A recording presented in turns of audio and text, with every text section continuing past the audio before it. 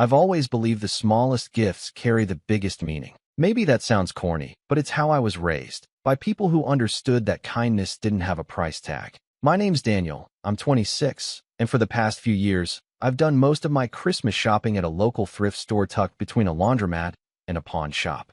It's not about being cheap. It's about finding something with a story, something that's been loved before, that deserves a second chance.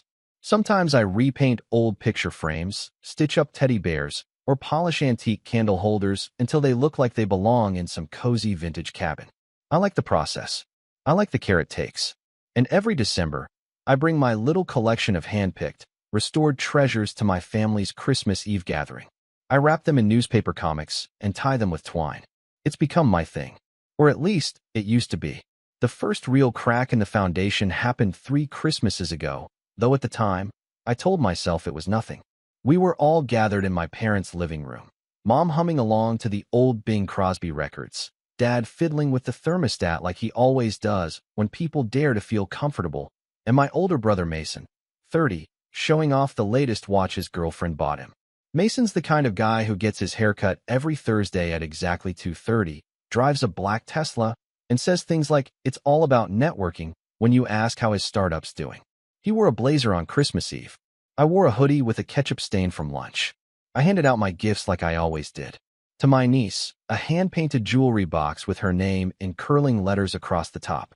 To my parents, a vintage coffee grinder I'd spent weeks refurbishing, cleaned, oiled, and restored to a perfect crank. And to Mason, a copy of a rare book I'd found buried in the back corner of the thrift shop. The Art of War, leather-bound, gold-trimmed, with a handwritten dedication on the first page dated 1942.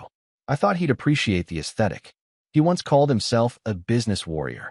I thought it was corny, but maybe he'd see the gesture. He opened it, looked at the cover, then looked at me. Not a smile, not a thank you, just a short little snort of air from his nose. Then he turned to his girlfriend and said, "Is this a gag gift or something?" I thought he was joking. I even chuckled along, awkwardly. But he didn't laugh. Just slid it aside and reached for the next gift under the tree, a high-end VR headset from our parents. That night, in the car ride home, I tried to brush it off. Maybe I was reading too much into it. Maybe Mason had a weird day. Maybe he didn't like old books. It didn't mean anything, right? But that was just the beginning. Last year, things got worse. The family decided Christmas Eve would be hosted at Mason's place, his modern, sterile apartment in the city where everything smells faintly of lemon and money. I showed up with a box of gifts, carefully labeled, all thrifted and cleaned, just like always. I'd even made Mason a custom wall art piece with a quote from Sun Tzu laser-etched into reclaimed wood. Opportunities multiply as they are seized. I thought it might actually suit his weird alpha grind set personality. I even put it in a box lined with red silk I found at the fabric store. When he opened it, he didn't even hide his smirk this time. "Jesus," he said, holding it up for everyone to see. More trash art from Daniel the dumpster diver. A few people laughed. His girlfriend covered her mouth like she didn't want to, but she laughed too. I felt my cheeks go hot. I didn't say anything. I just took a sip of wine and forced a smile. Later that night, I overheard him in the kitchen telling one of his buddies, "Christmas is for people who actually matter. Dan still thinks it's a charity project." I stood there, in the hallway, holding my empty mug, trying to decide whether to laugh or cry. I didn't do either. I left early, blaming it on a headache. No one tried to stop me. Still, I told myself I was overreacting. Families tease. Siblings joke. Maybe Mason was just one of those guys who didn't understand sentimentality. Maybe I needed thicker skin. But this year, this Christmas, something shifted. And it all started with the gift I gave my grandpa. Grandpa John is 87. Ex-Marine, ex-mechanic, current master of crosswords and peppermint candy. He walks with a cane but still insists on mowing his own lawn. He's always been my favorite relative. Maybe the only one who really gets me. He tells me stories about his childhood growing up in the Dust Bowl, about fixing cars with baling wire and duct tape, about how he met Grandma at a dance by accidentally stepping on her foot. He keeps a shelf of precious things in his den, little objects with meaning. A shell from Normandy, a broken compass, a porcelain dog from his childhood, a small pine box with a worn photo of my late grandmother inside. So this year, I went all out for him. I found an antique pocket watch from 1907 at the thrift shop. Broken, but beautiful. I spent nearly 2 months learning how to clean and repair it. I studied tutorials, bought a loop, tweezers, even got a tiny screwdriver set. I cleaned the gears, replaced the spring, and got it ticking again. I polished the casing, re-inked the engraving. When I was done, it looked like something out of a museum. I placed it in a hand-carved box lined with soft felt and included a note explaining the work I'd done and why I'd chosen it for him. When Grandpa opened it on Christmas Eve, he stared at it for a long time. Then he clicked it open, listened to the tick-tick-tick, and whispered, "Haven't heard a sound like that since I was a boy." He didn't say much more, just nodded slowly and held it close. I thought maybe, just maybe, the night would be different this time. But then Mason had to ruin it. He was sitting on the couch in his buttoned-up shirt, watching everything with that half-smile he reserves for moments he thinks he's above. When Grandpa hugged me and whispered, "Thank you, son," Mason cleared his throat and said, "Man, you really went all out this year. How many dumpsters did you dig through for that one?" The room got quiet, just for a second. Then someone laughed. "Dad, I think." Maybe nervous, maybe not. And just like that, it was a joke again. I looked around the room, waiting for someone to say, "Hey, that's enough." But no one did. So I left, quietly. No scene, no drama. I just gathered my coat, nodded to Grandpa, and stepped out into the cold night air without saying goodbye. I didn't know what would happen next. I didn't know what that quiet little moment had sparked. But the next morning, Grandpa asked me to come by his house. Alone. He had something to show me. And what he said, what he showed me, would change everything. I didn't sleep much that night. I kept replaying Mason's words in my head, over and over again, like a scratched record. How many dumpsters did you dig through for that one? The worst part wasn't even the insult. It was how casual it was, how automatic. Like it wasn't even worth thinking twice about. Just a reflex. A twitch of cruelty. And nobody had said anything. That was the part that really stuck with me. My parents had looked away. His girlfriend had stifled a laugh. Even my cousins, who used to beg me to bring them thrifted comic books or weird vintage toys, just sat there pretending they didn't hear it. I used to think I was just the quirky one in the family, the one who didn't follow the traditional path, who didn't wear collared shirts to dinner or post gym selfies on Instagram. But now I was starting to realize something else. I wasn't quirky. I was tolerated, like a rained-on doormat. You don't throw it out, but you also don't thank it for being there. When I got home, I made a cup of tea and sat on the couch in silence. The Christmas lights I'd strung around my tiny apartment blinked like a dying heartbeat. I stared at them until they blurred. I hadn't even opened the gifts I was given. Not that I expected much. The next morning, just as the sun began to rise and paint my window in orange light, my phone buzzed. It was a message from Grandpa. "Come by this morning if you can. Just you. Before noon." I didn't even hesitate. I threw on a sweater and drove over, still wearing the jeans from last night. His house sat like a relic from another time, modest, brick, with faded holiday decorations on the porch that hadn't changed since I was 10. I knocked once. He opened the door himself. "Morning, Daniel," he said, voice gravelly but kind. "You come in now. Got something to show you." His living room smelled like cinnamon and old paper. I followed him to his den, where he sat in the big leather chair he'd had since I was a kid. He gestured to the smaller one across from him. "You know I don't say much when people act like fools," he began, cradling the pocket watch I gave him in one hand. "But I've been watching, and I've been listening." He set the watch on the table between us. Then he reached for a folder from the drawer beside his chair. Not an envelope. A folder. Thick. Heavy. He opened it, flipped through a few pages, then held one up to me. "I want to change something in my will," he said. I blinked. "What?" "I'm taking Mason off as executor, and I'm removing him as primary beneficiary." I sat back, stunned. "Grandpa, you don't have to." "I do." His voice was firmer now. "That boy's grown arrogant. Cold. Cruel. Reminds me of his father when he was young. Too much pride, not enough heart." He tapped the watch. This meant more than anything anyone gave me last night. Not because of what it is, but because of what you put into it." And he mocked it like it was garbage. I didn't know what to say. He leaned forward. "Daniel, this family, they forgot what matters." I watched your mother chuckle like it was some harmless prank. "Your father? He's been enabling Mason for years." I kept thinking maybe someone would speak up, but none of them did. "You've been carrying the weight of their silence too long." He handed me the paper.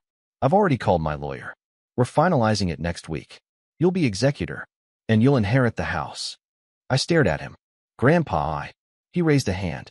I'm not doing this out of pity. I'm doing it because you're the only one who still gives a damn. I left with the paper tucked in my coat and a knot in my stomach the size of a boulder. It felt like justice, but it also felt dangerous. Because if Mason ever found out, well, I didn't have to wonder for long. The next family gathering was New Year's Day brunch. Held at my parents' house, it was always a casual affair. Leftovers, board games, cheap champagne. I almost didn't go, but Grandpa told me to. He said, let the boy show his teeth first, then bite back. So I showed up, played the part, smiled, said, Happy New Year, like nothing had changed. Mason was there, of course, lounging like he owned the place, one arm around his girlfriend, the other flipping through his phone. He barely acknowledged me. Fine. That was normal. Then came the toast. My dad raised a glass of orange juice and gave his usual speech about family, growth, and moving forward. It was cookie cutter, harmless. But when Mason took the floor after him, everything shifted. I just want to say, he began, smiling like a politician, that this past year has taught me a lot, especially about success and who supports it. He glanced at me. Not everyone in this room understands what it takes to build something real. Some people still think flea markets count as ambition. A couple of snickers from the younger cousins. My mom chuckled nervously. But I'm grateful, he continued, because next year, when I take on my new role, he paused for effect. As executor of Grandpa's estate, I plan to preserve the family legacy with dignity. I blinked. What? I've already spoken to Grandpa, he went on. He told me his wishes. We're just finalizing the paperwork. I felt heat rise up my neck. He was lying. Boldly. Brazenly. I looked at Grandpa, who was staring at Mason like he'd grown a second head. And I planned to renovate the house, modernize it. It's falling apart, you know? That's when I snapped. Not publicly. Not with shouting. But something inside me cracked. After the toast, I pulled Grandpa aside. Did you tell him? He shook his head slowly. Not a word. He's assuming. Or lying. And then Grandpa said something that changed everything. Maybe it's time he learned he's not untouchable. That night, I started digging. Not into dumpsters. Into files. I looked up Mason's business, which I'd always avoided out of spite. Turns out, his startup was more smoke than fire. Flashy website, vague descriptions, investor promises with no follow-through. And that condo he flaunted? He didn't own it. It was leased, with his girlfriend's name on the paperwork. But what really caught my attention was a lawsuit. Small, quiet, buried in online records from 3 years ago. A former contractor had sued Mason for breach of contract and unpaid fees. The case was dismissed, but not because Mason was innocent, because the plaintiff disappeared. Literally dropped off the map. I filed it away, noted the names, made screenshots, because I knew what was coming next. A week later, my mom called me. Not to check in, not to apologize.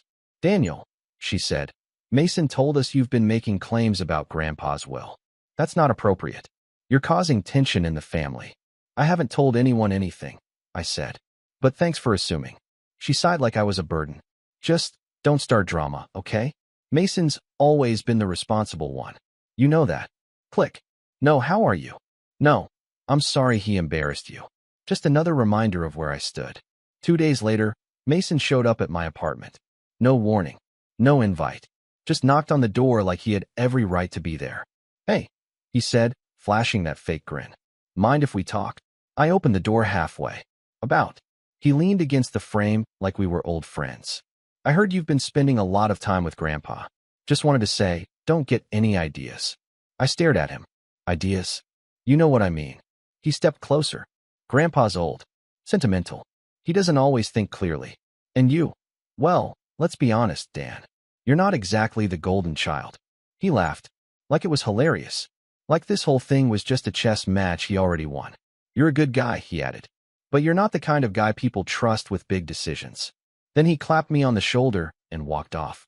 That night, I looked at the paper Grandpa had given me again. Executor. Inheritor of the house. Mason thought he'd already won. That the world owed him victory by default. But he had no idea what was coming. And the funny thing? Neither did I. Because 3 days later, everything exploded. Louder, faster, and more brutally than I could have ever expected. 3 days later, my world tilted. I woke up to 37 missed calls and a voicemail from Grandpa's neighbor, Mrs. Franklin. She's known me since I was a kid. Always gave out those orange peanut-shaped candies at Halloween that nobody actually liked, but everyone took out of politeness. Her voice on the voicemail was tight, urgent. "Daniel? Honey, it's Mrs. Franklin. I didn't want to overstep, but the paramedics just took your grandfather. He collapsed in the front yard. It looked like a stroke. They're taking him to St. Clair's. I'm so sorry. I didn't even put on socks. I just grabbed my coat and keys and ran out the door. My heart was hammering in my chest the whole drive, faster than my foot on the gas. I don't even remember the red lights. I don't remember parking. I just remember the white corridors and the fluorescent lights buzzing like flies in my ears. They let me in because I was listed as emergency contact. I sat by Grandpa's side, holding his hand, watching the rise and fall of his chest. The doctor said he'd had a minor stroke. He would likely recover, but slowly. Rest was key. Minimal stress. Limited visitors. He opened his eyes once. Just once. Looked at me, blinked, and whispered, "Don't let them take the house." Then he drifted back into sleep. I nodded even though he couldn't see it. "I won't," I whispered back. "I promise." But promises are funny things. Easy to say, hard to keep when the wolves are already circling. By the time I got back to his house later that afternoon, Mason had already been there. The front door was unlocked. The hallway smelled like aftershave, and the precious things shelf in Grandpa's den was bare. Gone. Every item. The shell. The compass. The box with Grandma's photo. The pocket watch.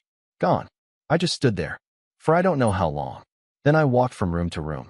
In the kitchen, the drawers were opened and rummaged through. The file cabinet in the hallway? Emptied. Documents missing.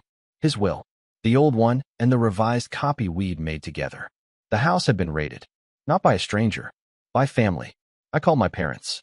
No answer. I called Mason. "Hey, little bro," he said, casual, like nothing had happened. "Something wrong. You were at Grandpa's house." "Yes, so? I'm the executor, remember? Gotta protect the property. You know, in case he doesn't pull through." "Where are his things, Mason?" There was a pause. "Then, what things?" I almost threw the phone across the room. But I didn't. I just swallowed hard. "I'm reporting this," I said. "You went through his private property. You stole from him." He laughed. Not a big laugh. Just a low, pitying chuckle. "Daniel, come on. This is your emotional side talking. Don't embarrass yourself." Then he hung up. And for the first time in my life, I realized I was alone. Truly, entirely alone. No allies. No backup. Just me, a half-empty house, and a promise to a man who might not even wake up again. That night, I sat on the floor of Grandpa's den, staring at the spot where his shelf used to be. I cried. I'm not ashamed to say that. Not anymore. I cried because it wasn't just about the things, it was about the erasure. Mason hadn't just stolen objects. He'd tried to erase Grandpa's history, his heart, his connection to me. And then, like someone flicked on a light inside me, I stopped crying. I started planning. First, I filed a police report. Not that I expected it to go far, but it created a paper trail. Then I contacted Grandpa's lawyer and informed him of the unauthorized access to the property. He was sympathetic, but without Grandpa conscious to confirm the new will, it was tricky. "Do you have a copy?" he asked. I did. Thank God I did. I scanned it. Sent it over. The lawyer promised to do what he could, but with Mason's claims and the missing original, everything was in a precarious legal limbo.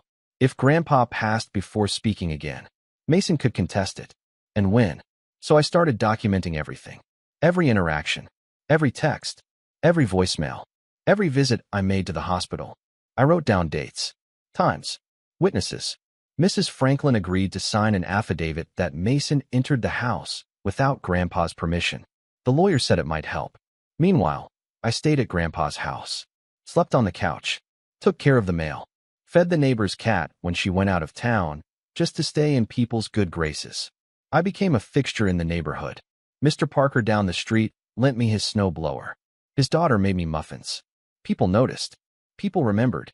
And quietly, people started to talk. "He's the good one," I heard one of them say one day, as I was shoveling the driveway. Always was. I didn't respond. But inside, something started to shift. A small ember. A bit of warmth. The climb back up didn't happen all at once. It never does. But piece by piece, I started to rebuild, not just the case, but myself. I pulled my old tools out of storage, the ones I'd used to fix Grandpa's watch.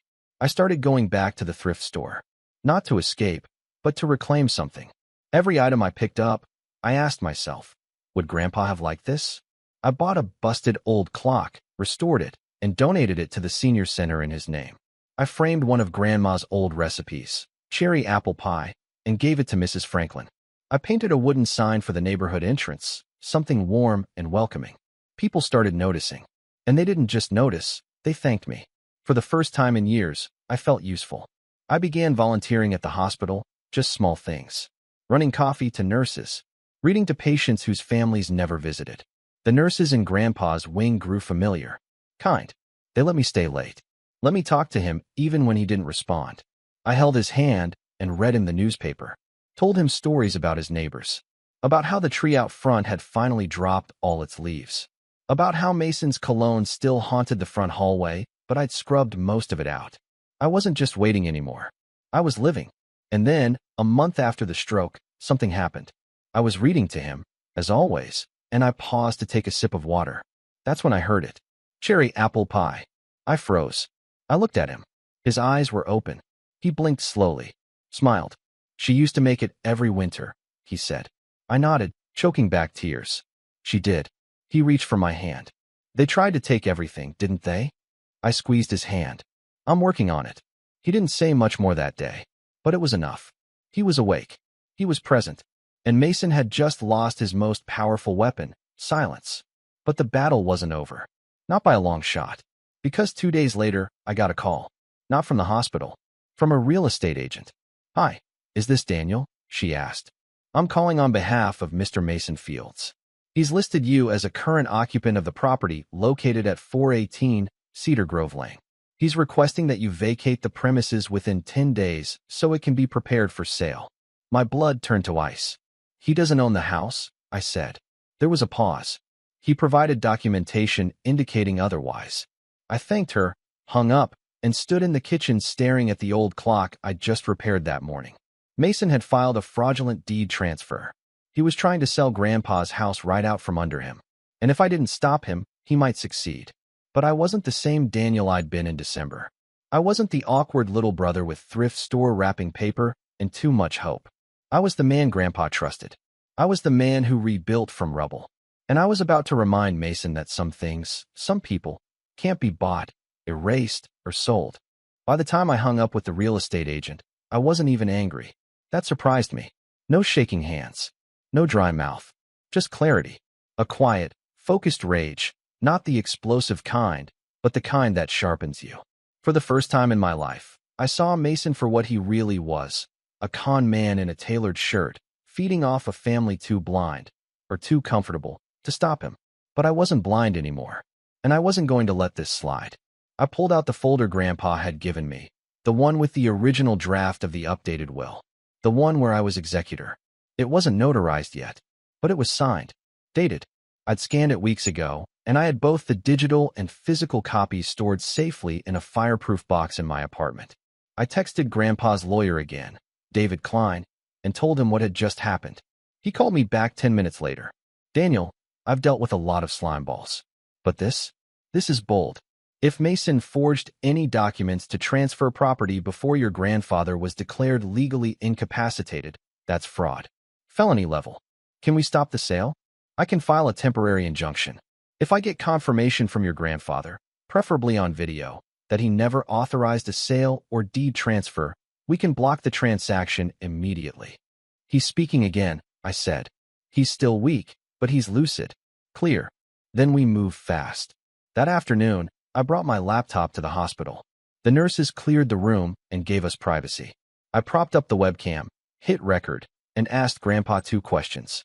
Did you give Mason permission to access your home or remove personal property? Did you authorize a transfer of the deed or sale of your home? His answers were short, but firm. No, and no. He even raised his hand and pointed to the camera. That boy's been taking what's not his for years. Time someone put him back in his place. I sent the video to David. By the next morning, He had filed for an emergency injunction and submitted the new will into preliminary probate review. He warned me it would still be messy. Mason would fight it. But now we had leverage. Still, I needed more. I needed to do what Mason would never expect me to do. Play his game. And beat him at it. I started digging. Again. This time deeper. I used Grandpa's old desktop.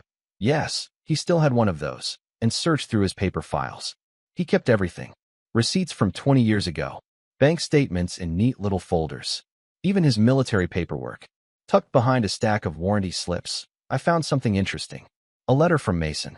Dated 5 years ago. A request for a bridge loan to cover business expansion. Grandpa had scribbled in the margin, $17,500. Paid. No repayment made. I stared at it for a long time. Grandpa had loaned Mason money. A lot of money. And he never paid it back. I took a picture. Filed it away. I kept searching. That's when I found the old security camera hard drive. Grandpa had installed 2 cheap cameras in his house years ago. One in the den, one facing the front door. They were old, but still functional. The footage looped every 30 days unless saved. Lucky for me, the system auto-saved any time there was a manual override, a fancy way of saying someone paused or reviewed footage. There was one saved clip. One. From 2 nights after Grandpa's stroke. I plugged it into my laptop, hit play, and felt my stomach drop. It was Mason. He had used a spare key, probably the one hidden in the birdhouse planter out front. He walked in like he owned the place, went straight to the den, and began pulling things off the shelf. He rifled through the drawers, pocketed papers, and even paused to look at himself in the mirror. He smirked, like it was funny, like it was a game. I watched him leave with a duffel bag full of heirlooms. I downloaded the file, made 5 backups, one on a flash drive, one in the cloud, one I emailed to David, 2 more in separate, encrypted folders on my laptop. Then I changed the locks on Grandpa's house. The next part of the setup came down to people. Allies. And that was trickier. See, when you grow up in a family where you're invisible, you don't really think of anyone as being on your side. But over the last few months, something had changed. The neighbors, the nurses, even Grandpa's old army buddy, Carl, who dropped by the hospital every other week with root beer and war stories. So I made a list. Mrs. Franklin? She saw Mason go into the house. She was willing to say so under oath. Carl? He remembered the loan Grandpa gave Mason. Even said Mason had once called Grandpa a walking wallet behind his back. The nurses? They'd seen Mason try to bully his way into Grandpa's room while he was unconscious. One of them had even written it up in the log. I started visiting people, asking questions, listening, and slowly, I began to realize something. Mason hadn't just burned bridges with me. He'd burned bridges with everyone. He was charming on the surface, but rude to service workers. Dismissive to nurses. He snapped at receptionists. He demanded attention, but gave none in return. He treated people like props in the story of his life. And people remembered that. They were just waiting for someone to ask. I collected statements. Sworn and signed. David said it was more than enough to begin probate contestation and file a restraining order to keep Mason away from the house. But that wasn't enough for me. Because Mason wasn't just greedy. He was calculated. And he was prideful. So I wanted to hit him where it hurt. Publicly. That's when I had the idea. I reached out to a local journalist, Anna Whitman. She ran a column in the city paper called Family Matters. Stories about inheritance disputes, elder abuse, community issues. She had once written a piece about a woman who fought off a wrongful eviction by her son and won. I sent her an anonymous tip. A wealthy tech entrepreneur. Forged deed transfer. Attempted sale of incapacitated grandfather's home. Video evidence. Witnesses. Financial records. A potential story of fraud, betrayal, and karma. She was interested. I didn't give her names. Not yet. But I gave her just enough to start digging. Then I called Mason. You need to come by Grandpa's house? I said. Oh, what for? There's something you should see. He showed up the next morning. Wearing sunglasses. Holding a coffee. Like he was strolling into a brunch meeting. Thought you'd have the locks changed, he said, smirking. I did, I said, opening the door. But I figured you deserved a front row seat. He walked in, looked around, and frowned. Where's all the stuff? You mean the stuff you stole? Probably wherever you stashed it. He looked at me. You can't prove that. I handed him a flash drive. Watch it. Or don't. Either way, David has a copy. And so does Anna Whitman. His smirk faltered. You're bluffing. I'm really not. He stood there, frozen. I also know about the loan, the lawsuit, the fake deed transfer. Oh, and by the way, the house. It's off the market. For good. Court order. You think you can just... I know I can. Because I have facts. Proof. And you? You have a trail of lies and a reputation built on paper. He opened his mouth, closed it, then turned to leave. Before he stepped out, he paused. You always were the quiet one. Guess I underestimated you. No, I said. You just didn't see me. That's not the same thing. He left, and I knew he wasn't done. Not yet. But neither was I. Because the final blow was still coming. The part where I didn't just protect what mattered. I took back everything he stole, and made sure he could never do it again. The morning the story hit the paper, I was sitting next to Grandpa in his hospital room, peeling an orange. He was stronger now, not walking yet, but talking more, eating more. His voice was rough but steady, and when I read him the front page headline, he didn't say a word at first. He just chuckled, low and gravelly, and then held out his hand for a slice of orange. Tech entrepreneur under investigation for fraudulent deed transfer and elder exploitation, it read. Below that, sources allege attempt to sell incapacitated grandfather's home. Video footage and legal filings support contested inheritance claim. There was no name in the headline, but the article was unmistakably about Mason. It detailed the anonymous video, the injunction, the suspicious loan, and the missing heirlooms. The journalist, Anna Whitman, had done her homework. She didn't just report the story, she connected the dots. Mason's name was buried halfway through the piece, but by the time readers got to it, the picture was already clear. Greedy grandson tries to snatch inheritance, gets caught, and the community rallies behind the grandfather and his quiet, steady caretaker, his other grandson. Me. I hadn't planned on becoming a symbol for anything, but that's what happened. Calls started pouring in. Community members sent letters to Grandpa. The hospital got flowers. Someone taped a handwritten note to the front door of Grandpa's house. Some legacies aren't for sale.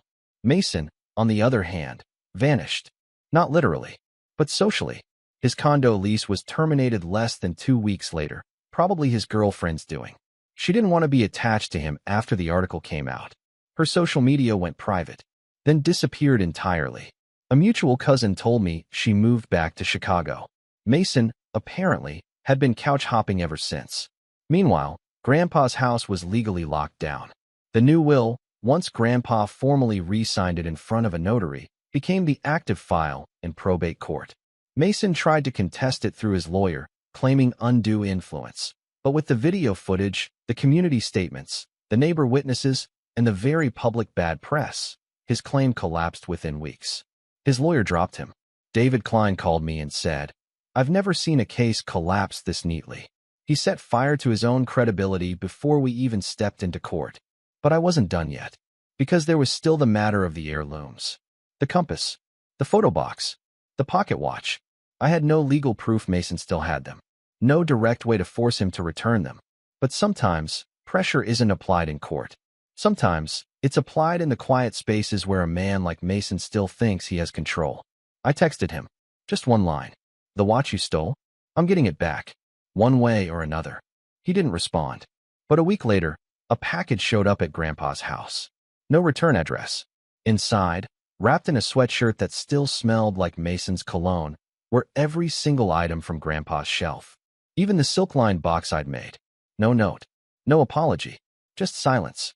I showed Grandpa, and he stared at each item like he was seeing old friends return from war. He held the compass for nearly 10 minutes. Didn't say a word. Then he looked at me and said, You kept your promise. I nodded. We're not done yet. Because revenge, to me, wasn't about punishment. Not anymore. It was about justice. About correction. About pulling something broken into the light and saying, no more. So I gave the video footage to the state's Elder Abuse Task Force. They launched an investigation. I gave the unpaid loan documents to a civil attorney. Mason was sued for the $17,500 plus interest. He didn't show up in court. A default judgment was entered. The court authorized wage garnishment, though, to be honest, there weren't many wages left to garnish. His startup was already hemorrhaging. Clients had backed out. Investors ghosted him. A few people had recognized the name from the article and connected the dots. One even wrote a blog post about their experience being conned by Mason. It went semi-viral. In a matter of months, his empire of smoke collapsed. And I didn't even have to push. I just held up a mirror. As for me, life didn't change overnight. But it did change. Grandpa moved back into his house after 3 months of rehab. I helped modify it, grab bars in the bathroom, ramps at the door. Carl came over on weekends to help. Mrs. Franklin brought soup. The neighborhood, once just background noise, became something closer to family. And I found something else too. Purpose. I started taking on more repair projects. For neighbors. For friends.